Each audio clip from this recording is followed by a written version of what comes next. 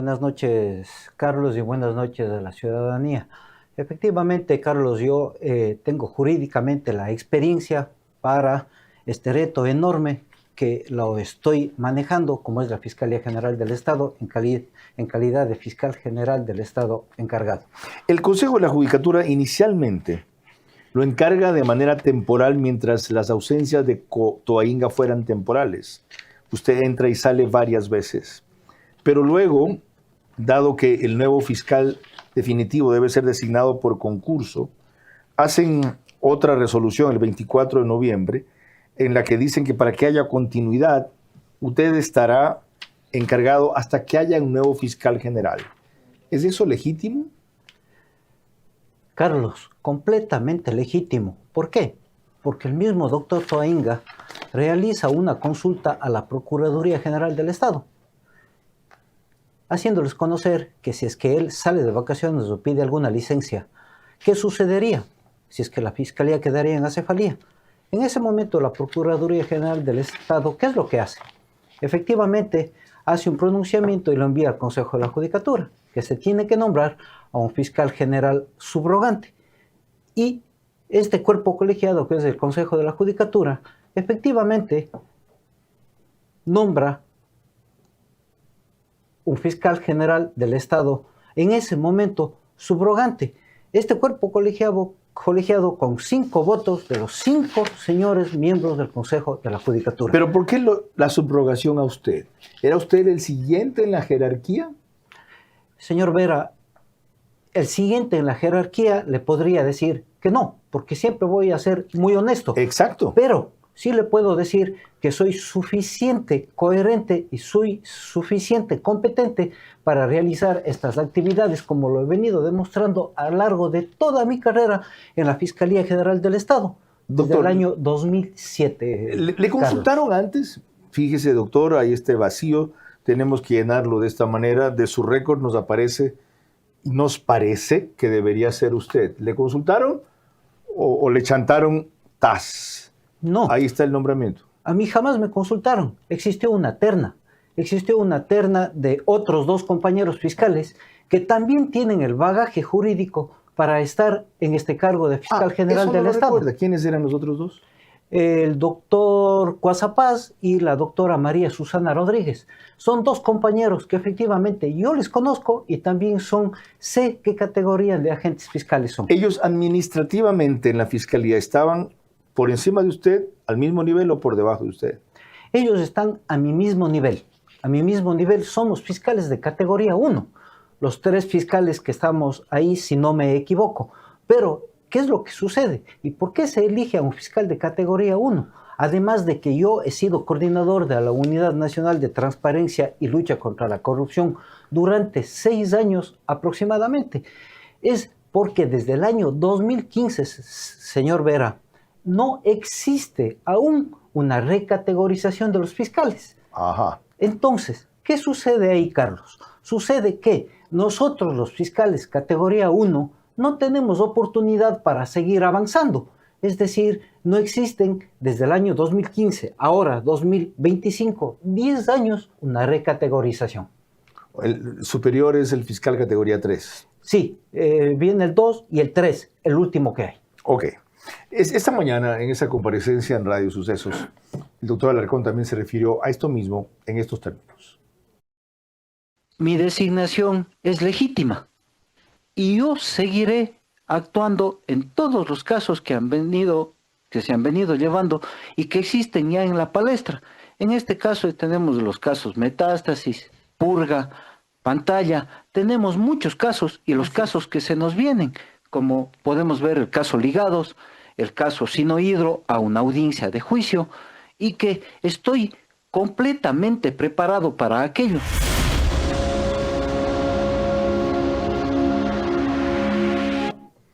Y aquí la siguiente inquietud. Si como yo destacaba, usted ha llegado siempre a las posiciones en que está por concurso, y no en este caso por subrogación o designación, aunque lo escogieron entre una terna, ¿por qué no dijo, ¿saben qué? No, si algún rato quiero optar por la Fiscalía General, tal vez yo me postule a un concurso, pero yo no quiero llegar al máximo jerárquico, peor de manera temporal, sin concurso, simplemente por este mecanismo? ¿Por qué no les dijo eso? No les dije aquello porque es una designación que realizó este cuerpo colegiado. Y ante esta designación de este cuerpo colegiado, que es el Consejo de la Judicatura, es mi obligación, tanto como ciudadano ecuatoriano y como funcionario de la Fiscalía General del Estado, efectivamente retomar y seguir en las funciones en calidad de fiscal general del Estado encargado a la actualidad. ¿Consultó su familia? No consulté a mi familia. ¿Sabe lo que se expone? Sé a lo que me expongo, me encuentro expuesto a muchas cosas, no solo ya desde ahora, sino ya con anterioridad. He tenido múltiples amenazas en todo este tiempo, pues he sido una persona incómoda para mucha gente. ¿Desde hace cuánto tiempo, más o menos, ha tenido esas amenazas? Aproximadamente unos 4 años acá. Tengo unas amenazas y he tenido siempre. Sin ser específico, ¿podría referir algunas que le dicen, cómo le llegan, cómo lo intimidan? Para que la gente sepa lo que vive un fiscal general, aunque no esté al tope. Ahora usted está al tope. Sí, son intimidaciones directas. Si nosotros vemos ahora las redes sociales, nos intimidan, nos dicen que pensemos bien para hacer las cosas.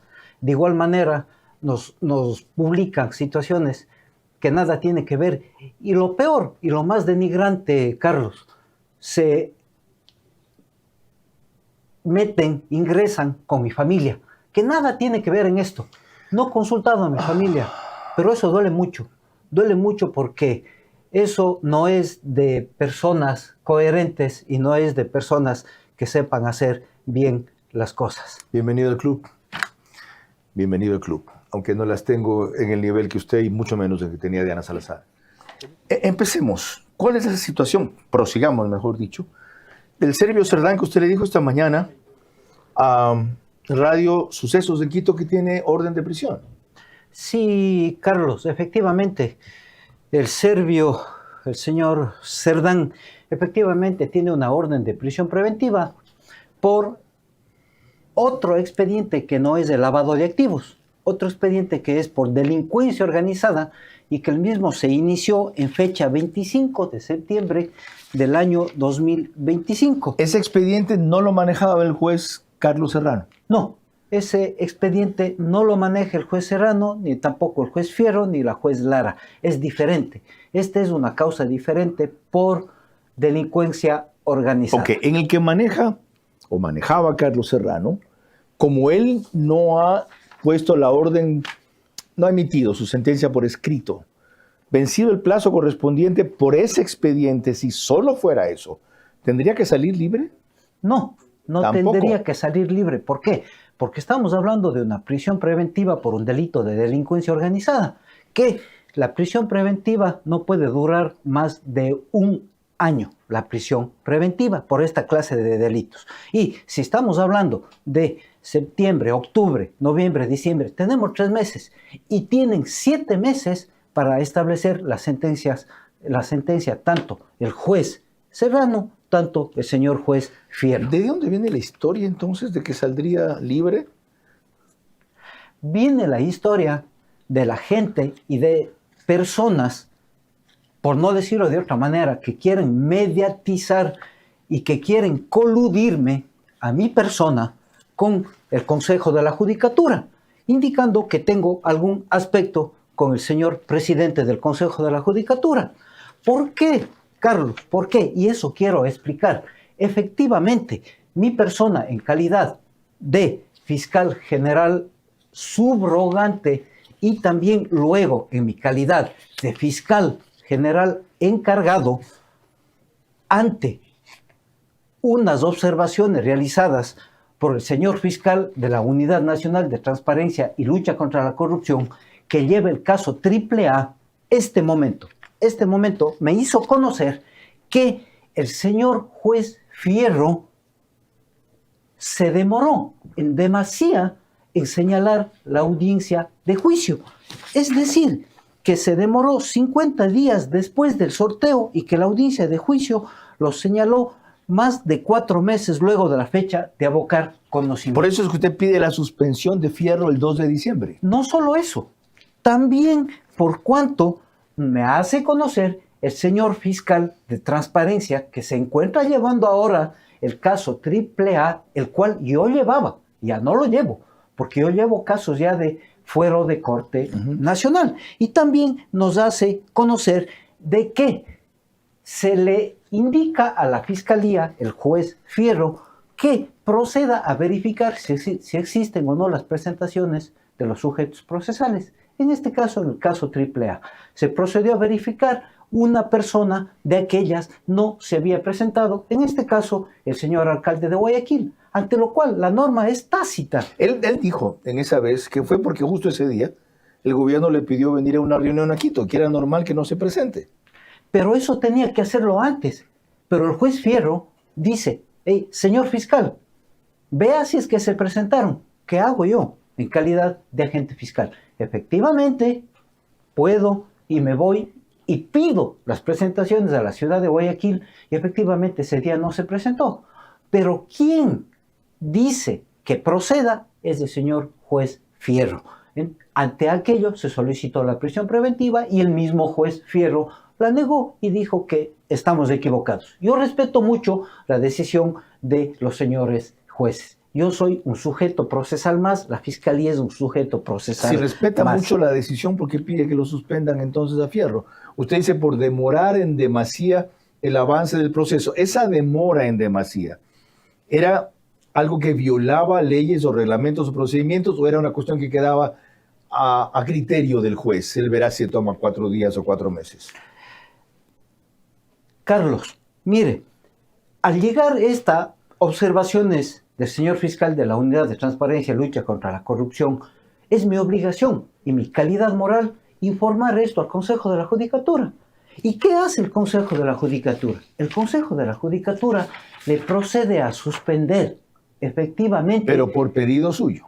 Por pedido mío, pero... Usted no solamente le dice ahí estas irregularidades, sino que las hay y procede a suspender. Porque eso se tiene que hacer, Carlos. Caso contrario, estamos dejando que las cosas pasen y todo quede en impunidad. Esa es una forma eso no podemos hacer. Esa es una forma de sanción a la vez. Le sancionaron al señor Fierro. Le sancionaron con una suspensión de 90 días. Y eso quieren hacer aparecer que yo, fiscal general del Estado, Leonardo Alarcón, he solicitado esta suspensión para que no exista una sentencia, lo cual es completamente falso.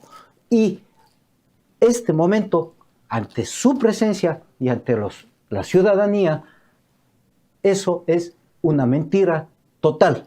Pues los mentirosos son los que en este momento están diciendo cosas que no están apegadas ni a la realidad ni al universo del expediente fiscal. Aclarado lo de Cerdán y lo de AAA, pero hay más.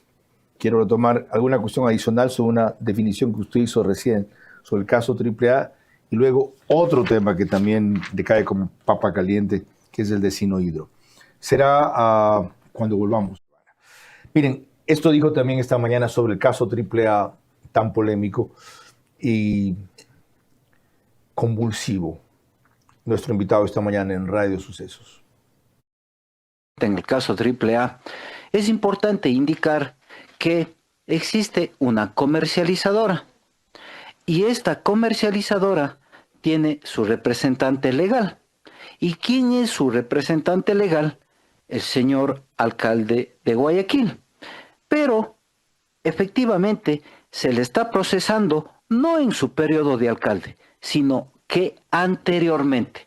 Y en estas circunstancias, al ser una comercializadora, él distribuía, ¿sí?, los hidrocarburos. En este caso, distribuía el diésel y distribuía a otras gasolineras o estaciones de servicio que se encuentran en las zonas fronterizas. Es en este contexto que también distribuía a otros segmentos, en este caso un segmento naviero y un segmento industrial.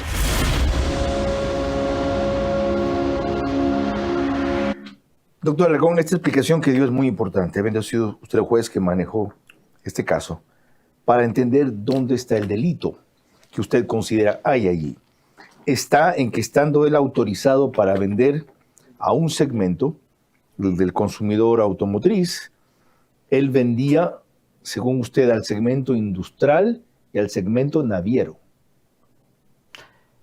Efectivamente, Carlos, al realizar yo la investigación preprocesal, procesal penal y ya la preparatoria de juicio, y que ahora ya está en juicio y la conoce otro compañero fiscal, efectivamente es lo que sucedió. Y ante su consulta, en dónde está el delito, es que efectivamente el señor Aquiles Álvarez, al ser el representante legal de la comercializadora, quien firmó un contrato con Petroecuador para realizar la distribución de combustibles.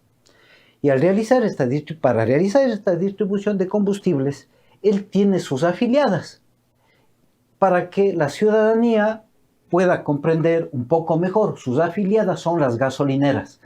Estas gasolineras que se encuentran en la zona fronteriza.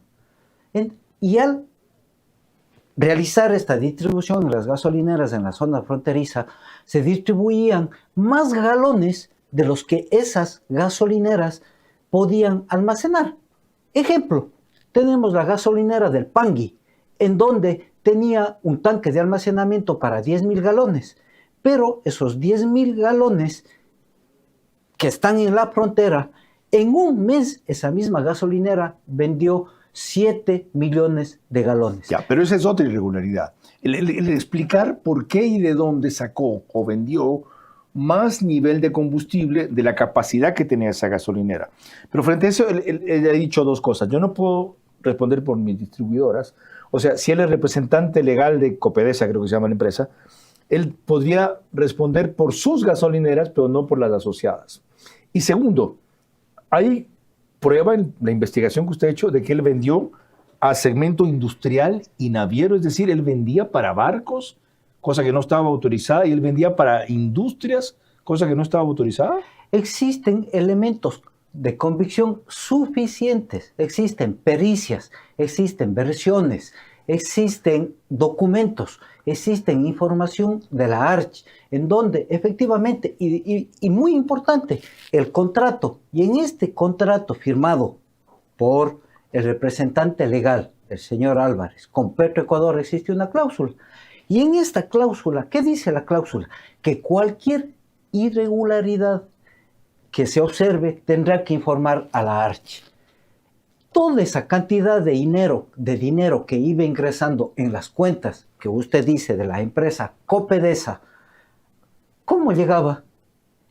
¿En qué cantidades de dinero llegaba?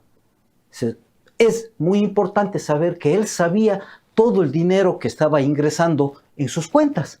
Y efectivamente, por estos cambios de segmento, él tenía un segmento automotriz, pero se vendía también al segmento industrial y también al segmento naviero. Él da una irregularidad. La otra, que se vendía en volúmenes superiores a la capacidad que tenían de almacenamiento, de manejo. Así es. Ya, ¿qué delitos configuran esos elementos de convicción suficientes como usted los describe? ¿Qué son?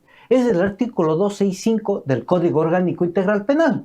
Y que hay que ser muy claros en este tipo penal y en sus verbos rectores, que esto configura el almacenamiento, la comercialización o distribución ilegal de hidrocarburos. Y vamos ahí, comercialización. El señor Álvarez es el representante legal de la comercializadora Copedesa, Carlos. Vuelvo al principio, pero solo podría responder como representante legal de lo que hacen sus gasolineras, no las que hacen aquellas a las cuales su gasolinera les distribuye. O sea, habría que cargarse con los representantes legales de las que están en la zona fronteriza, por ejemplo, o de las que venden a barcos o venden a industrias. También están procesados, Carlos, las personas de las zonas fronterizas y dueños de las gasolineras. También están procesados. Es decir, ¿estaban asociados unos con otros? Sí, es que la comercializadora tiene sus distribuidoras y que este contrato es firmado por el señor Álvarez con las distribuidoras que son las gasolineras. Concluye la suspensión del juez Fierro. ¿Él vuelve a tomar el caso o no? Concluida la suspensión del señor juez Fierro, efectivamente, él va a regresar y retomará el caso. ¿Por qué no sigue en manos del encargado el caso? Eso ya es una situación del órgano y el ente administrativo y sancionatorio que es el Consejo de la Judicatura. Pero lo lógico es que el Consejo de la Judicatura diga, si usted tuvo estas irregularidades en el manejo de este caso, no lo va a seguir manejando más, queda otro. Eso sería lo lógico. Lo podría hacer el Consejo de la Judicatura, que yo, en calidad de fiscal, no puedo estar inmerso en las decisiones del Consejo de la Judicatura. ¿No puede pedirlo usted? Yo, en calidad de fiscal general, no puedo pedirlo. Es decir, miren, sería absurdo que si aquí hay esto, que a mi juicio es irregular, por decirlo suave, otra vez le vuelvan a entregar al mismo juez el mismo caso. ¿No puede pedir usted eso? Yo ya lo pedí. Ah. Yo ya lo pedí y por eso está suspendido. Ahora, lo puede pedir y pueden pedir la recusación del señor, si es que eso sucede nuevamente, del señor juez. Puede pedir la acusación particular la ARCH, puede pedir la Fiscalía General del Estado, en este caso con la Unidad de Transparencia y Lucha contra la Corrupción, puede pedir la acusación particular que es Petroecuador. Ok. Y otra vez volvemos al Consejo de la Judicatura, con cuya situación retornaremos enseguida. Algo más que me quedó suelto del tema anterior. Cuando yo mencionaba la fecha en que usted pidió la suspensión del juez Fierro al Consejo de la Judicatura, el Consejo de la Judicatura, en un tiempo récord que el sistema judicial no conoce para causas comunes, lo suspende a Fierro. ¿Existe entonces autonomía de la Fiscalía del Consejo de la Judicatura?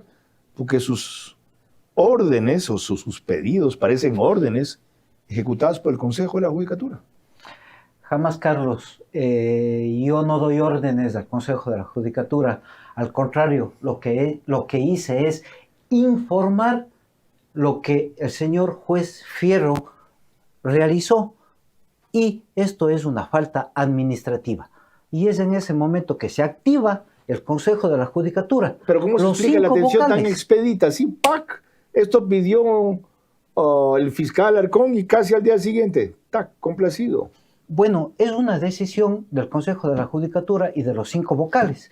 Yo no puedo dar explicación a eso y a lo que el Consejo de la Judicatura lo realizó. Pero está entre sus facultades realizar esto, Carlos. Ok. No es ilegal. Vamos a lo que sí puede dar explicación el doctor Alarcón y tiene que ver justamente con una investigación que pidió el Consejo de la Judicatura a la Fiscalía sobre la presión denunciada de un funcionario Gaibor contra el juez Carlos Serrano en el tema del serbio Cerdán que ya tratamos.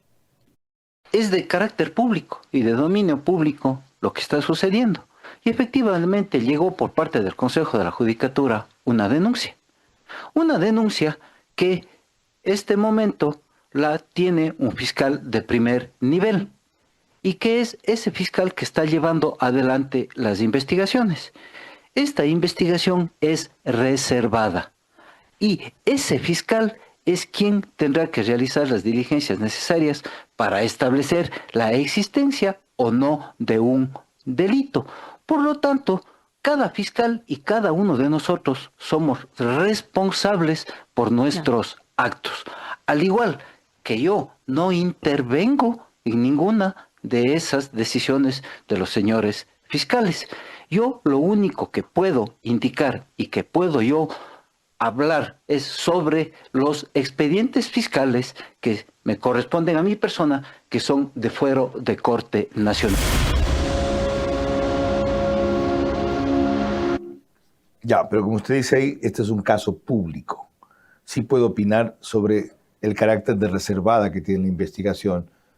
¿Fue correcto no ponerla como reservada? Carlos, no es que sea correcto o no. La norma nos manda. El artículo 584 del Código Orgánico Integral Penal nos dice que la investigación será reservada. ¿Cuándo se trata de qué? En todos los delitos. En todos los delitos la investigación es reservada, Carlos. Ok. Vamos ahora al tema específico de Mario Godoy, como lo describe Jacqueline Rodas de Coavisa. Este lunes, el presidente de la República, Daniel Noboa, quien hizo todo lo posible para ponerlo en el cargo, le bajó el pulgar. Escribió en sus redes sociales: "Mi recomendación es que Mario Godoy renuncie después de su comparecencia en la Asamblea y se defienda de las acusaciones fuera del cargo. En el caso del serbio sentenciado, el juez Serrano, basado en el principio de celeridad, puede asumir la ponencia si así el Consejo de la Judicatura lo decide, para sentenciar por escrito al narcotraficante Yesdimir Serdán. El Estado le dará toda la seguridad requerida". El juez Carlos Serrano, quien grabó al director provincial de Godoy abogando por el serbio, tuvo que renunciar y salir del país tras la amenaza del sentenciado en plena audiencia. Pese a que la policía informó del hecho y pidió más protección para el juez, el gobierno le quitó su escolta. Todo lo ocurrido generó rechazo en la opinión pública y pedidos para que renuncie. Sin embargo, Godoy abandonó su licencia y esta mañana se sentó con las más altas autoridades del país en el Consejo de Seguridad Pública y del Estado, COSEPE, donde se trata información sensible sobre seguridad, política criminal, narcotráfico y crimen organizado.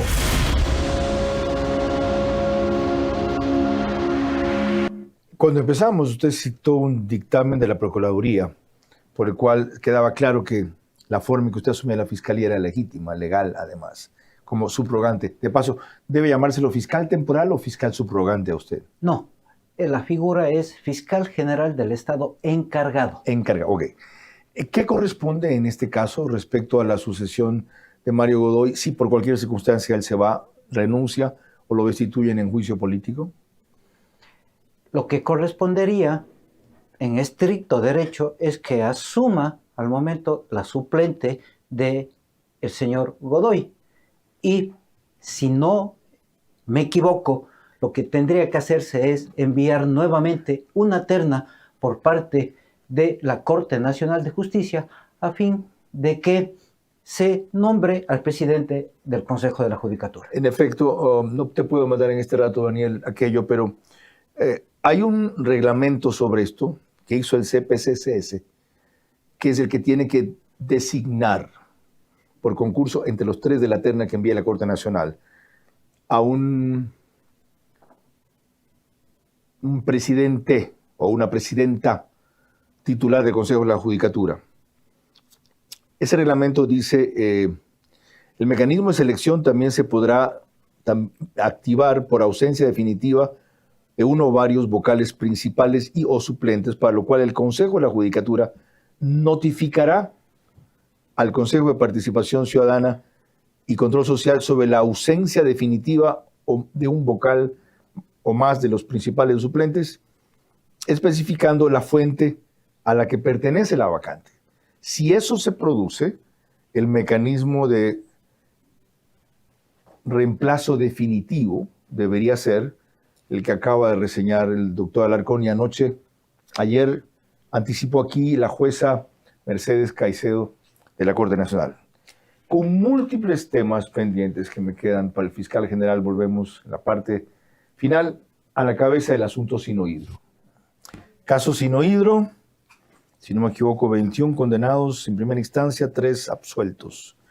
¿Van ustedes a apelar por algunos de los absueltos? Sí, Carlos, efectivamente está presentado ya el recurso de apelación por las 3 personas que están sobreseídas y estamos esperando únicamente que se señale día y hora a fin de fundamentar este recurso en la Corte Nacional de Justicia. ¿En todos los partícipes hay el delito de cohecho? ¿En todos los señalados? Sí, es el delito de cohecho en todos los partícipes. Claro, 7 de ellos están como autores y 14 como cómplices. Entonces, todo esto, estos 14 con los 7, que son 21 personas que están llamadas a juicio, están este rato procesadas por el tipo penal de cohecho. El abogado Eduardo Carmine se ha defendido públicamente diciendo que la figura de cohecho solo cabe en un funcionario público y que esa acusación no tiene sentido, ya que él no ha sido funcionario público. Yo discrepo totalmente con lo dicho por el abogado del señor Carminiani, porque el cohecho tanto es activo y cohecho pasivo. Y en este caso, el cohecho efectivamente tiene un sujeto cualificado, que es él o la funcionario público, sí, pero también ¿quién le cohecha a ese funcionario público? Una tercera persona. Y esas terceras personas no están como autores, están como cómplices, Carlos. Es decir, ellos o facilitaron o permitieron el delito. Permitieron el delito efectivamente, lo que ascendió aproximadamente a un perjuicio de 75 millones de dólares de los Estados Unidos de Norteamérica. ¿Ha tenido usted presiones en este caso? Presiones no he tenido verbales, pero sí he observado muchas presiones mediáticas en medios de comunicación y en redes sociales que dan mucho que pensar en contra de mi persona y de mi integridad física. ¿Cómo va a ser ante esas presiones que crecerán o serán más según cómo maneje usted los casos? Yo seguiré firme, Carlos, seguiré firme, cero tolerancia con la impunidad y seguiremos el camino ya trazado a fin de continuar y seguir manteniéndonos y con la sociedad dando un ejemplo irrestricto de que existirá en la Fiscalía General del Estado cero impunidad y que actuaremos en estricto derecho y con absoluta objetividad, Carlos. De lo que le he escuchado, y por sus antecedentes, 6 años, la Unidad de Transparencia de la Fiscalía, ¿cabe esperar que usted imprima la misma impronta de Diana Salazar? ¿Será así? La doctora Salazar tiene una vara muy alta, Carlos. Estamos empezando y queremos lograr seguir y pasar esa vara. Y que con la experiencia que tenemos y con lo que hemos venido pasando en la Fiscalía, conocemos el adentro de la Fiscalía y también estamos preparados para aquello. Lo ideal sería pasar esa vara, que es muy difícil, señor. La doctora Salazar también se equivocó. ¿Usted sabe que no es infalible? Sí, ninguno y nadie somos infalibles, Carlos. Si en el transcurso de los procesos que le toca manejar, en algún momento descubre que se ha equivocado, no tendría problema en admitirlo. Surgió un elemento nuevo, por ejemplo, que hace caer al actual, o esto no estaba corregido o tipificado así cuando se lo falló. ¿Usted rectificaría públicamente? Yo sí, lo rectificaría públicamente. ¿Por qué? Porque esa es la objetividad con la que tiene que actuar el fiscal. Yo vi en sus antecedentes algo muy importante respecto a la cooperación internacional, que en este momento de lucha contra el crimen organizado es fundamental. ¿Cómo piensa utilizar esa experiencia allí al frente? Usted ha sido enlace de cooperación internacional con Estados Unidos y el Reino Unido en materia anticorrupción. Sí, efectivamente, fui enlace en materia anticorrupción con estos países, pero con la entrada del doctor Toainga fui separado de aquella coordinación y de punto focal, y fue otro compañero. ¿No la va a retomar? Más sin embargo, este momento la estamos retomando ya en calidad de fiscal general del Estado. Lo voy a retomar directamente porque es algo muy importante la colaboración en asuntos internacionales con los países amigos y cooperantes, con los cuales hemos obtenido muchos procesos y muchas asistencias penales internacionales. Si usted piensa seguir la misma línea de Diana Salazar, la misma impronta, y eventualmente superarla, aunque reconoce que es muy difícil, porque cambió una serie de fiscales que puso ella la semana anterior, o que dejó ella. No sé si es que dejó ella o ingresaron en el tiempo del doctor Toainga, pero tal vez usted me hable de la UNIDOT, que su coordinador es el doctor Wilson Toainga.